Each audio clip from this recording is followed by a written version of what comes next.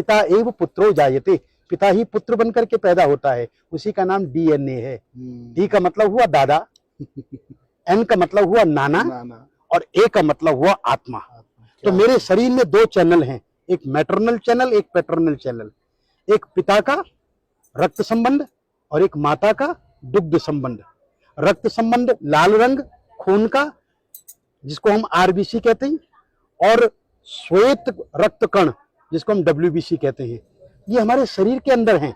जब तक मैं जीवित रहूंगा तब तक मैं अपने पितरों का श्राद्ध करूंगा।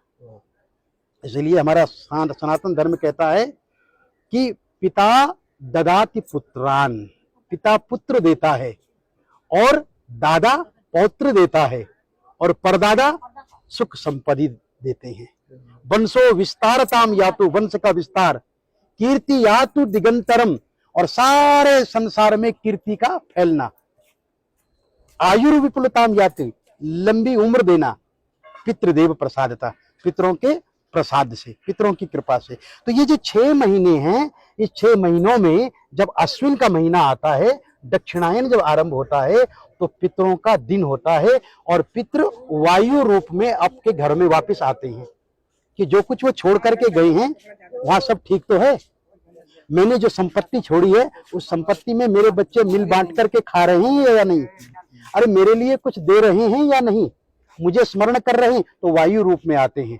परंतु जो श्रद्धावान पुत्र होता है ना, वो क्या करता है, वो पंडित जी को बुलाता है और उनको बुला करके तर्पण करवाता है। तो तर्पण कितने प्रकार के होते हैं? बोले देव तर्पण, ऋषि तर्पण, मनुष्य तर्पण, पितृ तर्पण और स्वपितृ तर्पण। और पितरों में भी बोले इस जन्म के बंधु नहीं, ये बांधवा अबांधवा, ये अन्य जन्म निबांधवा। ये श्राद्ध पक्ष ऐसा पक्ष है मित्रों, इसमें आप किसी के लिए भी कर सकते हैं। इस जन्म के बंधु या किसी अन्य जन्म के बंधु, वे सब मेरे इस तिल और तर्पण से तृप्ति को प्राप्त हो गई।